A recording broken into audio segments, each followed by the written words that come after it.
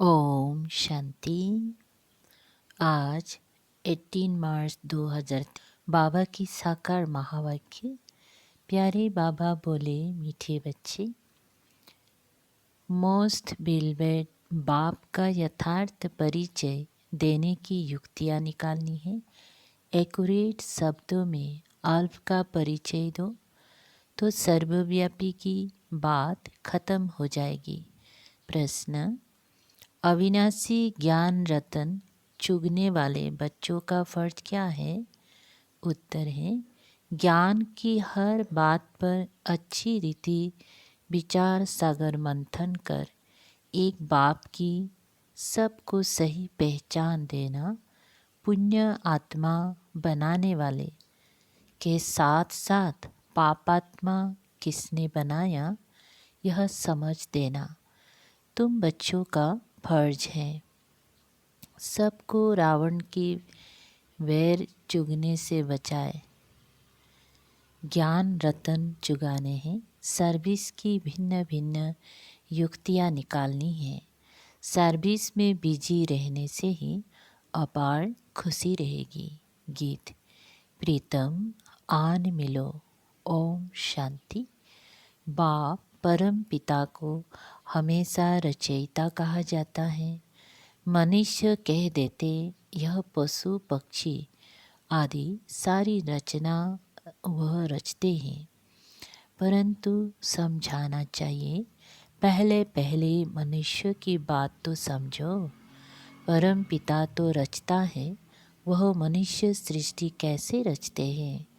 मनुष्य ही उनको बाप कहे बुलाते हैं, क्योंकि दुखी हैं। सभी उस एक रचयिता को याद करते हैं। तो पहले पहले यह समझाना है कि मनुष्य सृष्टि का रचयिता कौन है। वह रचयिता ही सबका बाप ठहरा। पहले पहले बाप का परिचय देना है।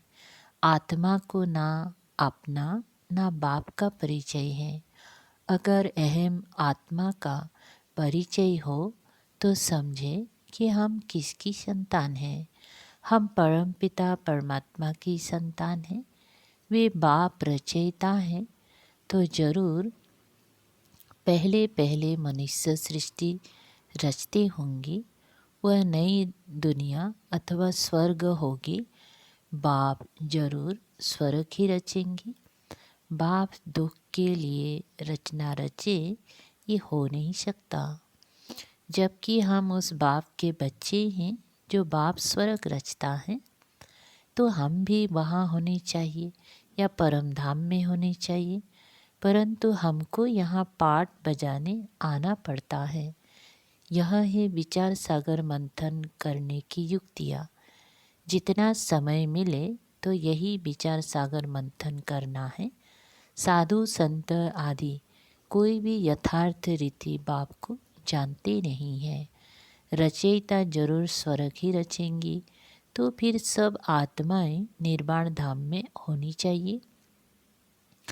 वह निर्वाण धाम है हम सब आत्माओं का घर, जहाँ बाप भी रहते हैं। तुम बच्चों को बेहद के बाप से बुद्धि योग जोड़ने लिए मेहनत करनी पड़ती है। योग ना होने के कारण ही फिर मनुष्य से पाप होते हैं या धारणा नहीं हो सकती है। बाप को याद नहीं करते। भगवान तो एक ही है, वह है मोस्ट बिलवेड स्वर्ग का रचयिता। वहाँ बहुत सुख है। यहाँ दुख होने के कारण ही भगवान को याद करते हैं। बाप बच्चों को सुख के लिए ही जन्म देते हैं। सतयुग त्रेता को कहा ही जाता है सुखधाम। अभी है कलयुग, इनके बाद फिर सतयुग आना है, तो जरूर बाप को भी आना चाहिए। ऐसे ऐसे विचार सागर मंथन कर फिर कोई को बैठ समझाना चाहिए। यहाँ तुमको बाप का परिचय मिलता है बाप द्वारा। मनुष्य उस मोस्ट बेलवेट बाप को जानते नहीं, बाप को जानते ही नहीं, तो अपने को उसके बच्चे भी समझते नहीं। हमने बाप को जाना है तो उनको याद करते हैं, वह बेहद का बाप है सभी आत्माओं का। वह निराकार इस साकार प्रजापिता द्वारा रचना रचते हैं। प्रजापिता ब्रह्मा है, ब्राह्मण ब्राह्मणियाँ भी है। जरूर प्रजापिता ब्रह्मा का बाप परम पिता ही होगा, जिसको क्रिएटर कहा जाता है। कोई भी आते हैं तो पहले पहले बाप का परिचय देना है। जब अल्फ याद पड़े तब फिर आगे समझ सके। अल्फ बिगर कुछ भी समझ नहीं सकेंगे। वह भी समझाना ऐसे हैं जो मनुष्य समझे। इन्हों की समझानी तो बड़ी एक्यूरेट दिखाई पड़ती है, ऐसे और तो कोई नहीं समझाएंगे कि वह बेहद का बाप स्वर्ग रचयिता न स्वर्ग का रचयिता है। जरूर नरक का भी रचयिता कोई होगा। पावन बनाने वाला एक बाप है तो जरूर पतित बनाने वाला भी कोई एक होगा। यह अच्छी रीति समझाना है। बाप कौन है जिसको हम याद करते हैं? रावण को तो याद नहीं करेंगे। मनुष्य तो ना पावन बनाने वाले राम परमात्मा को जानते, ना पतित बनाने वाला रावण को जानते हैं।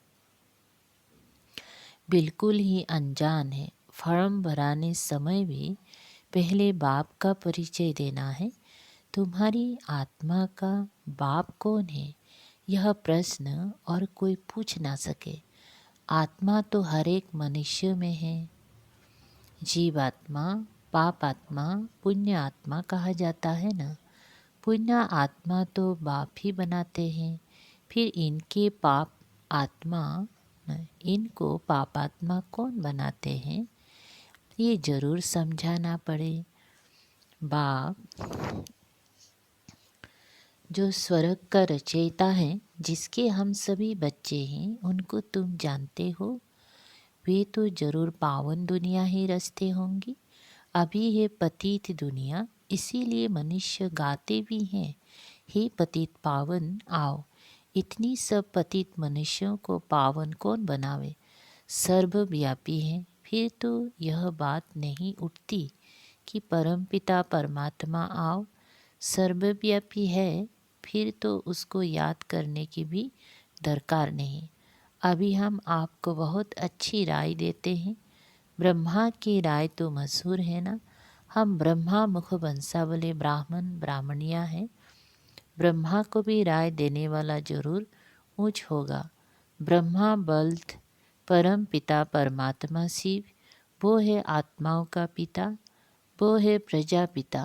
तुम बच्चे सर्विस के लिए ऐसे ऐसे विचार सागर मंथन करेंगे तो तुमको बहुत खुशी रहेगी। कोई आवे तो उनको ज्ञान रतन देने हैं। बाप आकर अविनाशी ज्ञान रतन चुगाते हैं, जिससे हम विश्व के मालिक बनते हैं। फिर रावण आकर वैर चुगाते हैं। शिव का चित्र, देवताओं की चित्र सब पत्थर के ही हैं। पत्थर को पूजते पूजते पत्थर बुद्धि बन जाते हैं। शिव का भी पत्थर का चित्र है। जरूर कोई समय शिव बाबा चैतन्य में आकर पढ़ाते होंगे। प्रजापिता ब्रह्मा भी होगा। ब्रह्मा को कुमारी सरस्वती भी होगी। अब प्रैक्टिकल में है, इनके लिए गायन है। सबकी मनोकामना पूरी करने वाली, अविनाशी ज्ञान रतन दान करने वाली, गॉडेज ऑफ नॉलेज। उन्होंने फिर सरस्वती को बेंजू दे दिया है। ये सब बातें बुद्धि में आनी चाहिए। जिसको भाषण करना है तो विचार सागर मंथन करना होता है। पहले भाषण लेख रिफाइन करना चाहिए। बड़े बड़े स्पीकर्स जो होते हैं वो बहुत खबरदारी से बोलते हैं, बिल्कुल एक्यूरेट सुनाते हैं। जरा भी हिचका तो आबरू इज्जत चली जाएगी। पहले से ही पूरी प्रैक्टिस करते हैं। यहाँ भी इतना बुद्धि में रहना चाहिए जो किसी को बाप का परिचय दे सको। सर्विस करनी है। भिखारी गुरुओं की जंजीरों में बहुत फंसे हुए हैं। वे कोई की सद्गति तो कर नहीं सकते। पतित पावन निराकार भगवान को ही कहा जाता है। सर्वव्यापी के ज्ञान से तो कोई की सद्गति हुई नहीं। पतित पावन है एक शिव बाबा, उनको रुद्र भी कहा जाता। रुद्र यज्ञ भी मशहूर है। इतना बड़ा यज्ञ और कोई रच ना सके। रुद्र ज्ञान यज्ञ कितनी बरस चलता है, ज्ञान सुनाते ही रहते हैं। यज्ञ जब रचते हैं तो उसमें शास्त्र भी रखते हैं।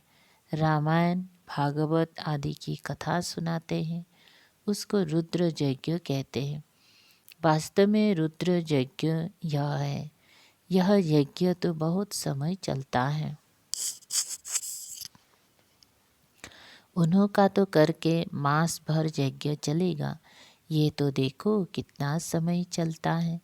इसमें जो भी सब पुरानी चीज़ें हैं वो ख़त्म होनी है। ये सारी पुरानी दुनिया इसमें भस्म होनी है। कितना बड़ा यज्ञ है, ख्याल तो करो। जब सबकी शरीर स्वाहा हो तब सभी आत्माएं वापिस परम धाम जाए। जब तक बाप ना आए तो पतित से पावन कैसे बने। माया की जंजीरों से लिबरेट कौन करे, कोई तो होना चाहिए ना। इसीलिए खुद मालिक ही आते हैं, ऐसे नहीं सर्वव्यापी हो बैठकर ज्ञान देते हैं। वे तो आते हैं, हम उनकी संतान पोत्रे हैं। वास्तव में हो तुम भी। अब वह बाप आया हुआ है, अपना परिचय दे रहे हैं। स्वर्ग की स्थापना हो रही है। हम हैं राजयोग ऋषि, वो है हठयोग ऋषि। इस पर शायद एक कहानी भी सुनाते हैं कि फलाने ऋषि का वजह भारी है, फलाने ऋषि का वजन भारी है या राज ऋषि का वजन भारी है। वो है सब भक्ति मार्ग की बातें, और यह है ज्ञान मार्ग। भक्ति और ज्ञान के तराजू की कुछ कथा है। एक तरफ है सब भक्ति के शास्त्र, दूसरी तरफ है एक ज्ञान की गीता, तो भारी एक गीता हो जाती है।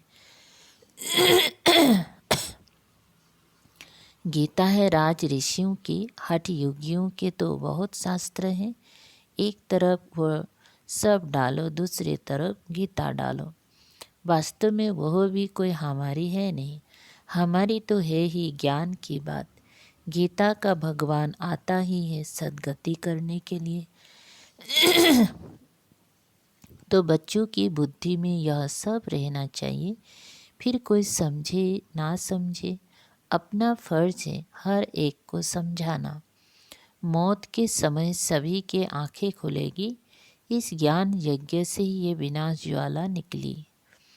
अब तुम पांडवों का पति हैं, परम पिता परमात्मा। पतितों को पावन बनाने वाला है ही एक परमात्मा, ना कि श्री कृष्ण। वे तो प्रेम से उनको कोई गॉडफादर नहीं कहेंगे। फादर तब कहा जाता है जब बच्चे पैदा करते हैं। श्री कृष्ण तो खुद ही बच्चा है, तो उसको फादर कैसे कहा जाए, लॉ नहीं कहता।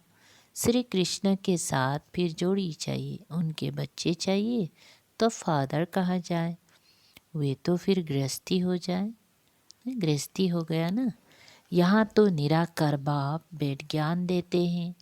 वे कभी गृहस्थी में आते नहीं, सदा पवित्र रहते हैं। श्री कृष्ण तो माता के गर्भ से जन्म लेते हैं, तो उनको पतित पावन कैसे कहेंगे। अभी तुम बच्चे जानते हो, परम पिता परमात्मा को प्रजापिता ब्रह्मा के तन में ही आना है। प्रजापिता तो जरूर यहाँ ही होना चाहिए ना, इसीलिए उनका नाम ब्रह्मा रख कहते हैं। मैं इस साधारण तन में प्रवेश करता हूँ। ये 84 जन्म भोग अभी अंतिम जन्म में है और वानप्रस्थ अवस्था में पूरा अनुभवी रथ है। अर्जुन के लिए भी कहते हैं ना, बहुत गुरु किए थे, शास्त्र आदि पढ़े थे, तो समझाना भी ऐसे चाहिए। प्रजापिता ब्रह्मा का नाम कभी सुना है? ब्रह्मा है तो जरूर पहले ब्राह्मण चाहिए। वर्ण भी मुख्य है, चक्र में भी वर्ण दिखाते हैं। ब्राह्मण कुल है सबसे छोटा, उन्हों के ज्ञान लेने का समय भी थोड़ा है। कितने थोड़े ब्राह्मण हैं, फिर उनसे जास्ती देवताएं, उनसे जास्ती क्षत्रिय, उनसे जास्ती वैश्य शूद्र। तो तुम ब्राह्मण कितने थोड़े हो। इन थोड़ों में भी वह बहुत थोड़े हैं जिनको सदैव खुशी का पारा चढ़ा रहता है।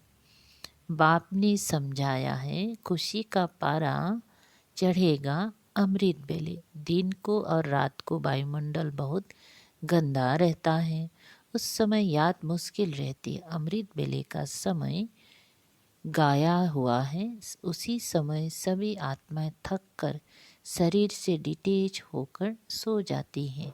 वे है शुभ मुहूर्त। यूँ तो बाप की याद चलते फिरते दिल में रहनी चाहिए। बाकी हट से एक जगह बैठ याद करेंगी तो ठहरेगी नहीं। ऋषि मुनि भक्त लोग भी अमृत बेले उठ कीर्तन आदि करते हैं, क्योंकि उस समय शुद्ध वायुमंडल रहता है। तो कोई भी आवे उनको समझाना है कि हम पढ़ रहे हैं, इसमें कोई अंधश्रद्धा की तो बात ही नहीं। निराकार बाप टीचर के रूप से हमको सहज राजयोग सिखा रहे हैं। तो मनुष्य आश्चर्य खाएंगे कि इन्हों को निराकार कैसे पढ़ाते हैं। भगवानुवाच भी बरोबर है, तो जरूर शरीर में आकर राजयोग सिखाया होगा। कोई शरीर का लोन लिया होगा तो पहले युक्ति से बाप का परिचय देना चाहिए। सर्वव्यापी कहने से वर्षा क्या मिलेगा। जब तक भगवान के महावाक्य कानों पर ना पड़े तब तक कोई समझ ना सके। भगवान है निराकार, ब्रह्मा है साकार प्रजापिता। तुम हो ब्रह्मा कुमार कुमारियाँ। निराकार परमात्मा ब्रह्मा तन से पढ़ाते हैं। हमारा एम ऑब्जेक्ट है मनुष्य से देवता बनना। बाप का परिचय देंगे तो बाप की याद रहेगी। कोई कोई लिखते हैं भगवान निराकार है, तो उनको समझाना चाहिए। कोई फिर लिखते हैं कि हम जानते ही नहीं। अरे तुम बाप को नहीं जानते हो, परम पिता परमात्मा कहते हो, तो जरूर कोई तो होगा ना। बच्चे तो जानते हैं हम परम पिता परमात्मा से भविष्य जन्म जन्मांतर के लिए आजीविका प्राप्त करते हैं। इसमें जो विघ्न डालते हैं उन पर कितना पाप चढ़ता होगा, सो भी समझकर विघ्न डालते हैं। बेसमझ पर कोई दोष नहीं, वो तो सारी दुनिया बेसमझ है। अच्छा, मीठे मीठे सिकल दे बच्चों प्रति माता पिता बाप दादा का याद प्यार। इसके एक एक अक्षर का अर्थ तुम बच्चे जानते हो। पहले पहले माता पिता, फिर बाप दादा। माता पिता उनको कहा जाता जो स्वर्ग का मालिक बनाते हैं। फिर ये हो गए बाप दादा। फिर कहते जगदम्बा। ये बड़ी गुह्य बातें हैं। सबसे गुह्य पहली यह है जिसको समझने से मनुष्य को बहुत फ़ायदा हो जाए। फिर कहते हैं सिकल दे, ये है दूसरी पहली। फिर कहते हैं ब्राह्मण कुलभूषण स्वदर्शन चक्रधारी, यह भी नई पहली है। एक एक बात में पहली है। अच्छा, स्वदर्शन चक्रधारी नूरे रत्नों प्रति याद प्यार और गुड मॉर्निंग।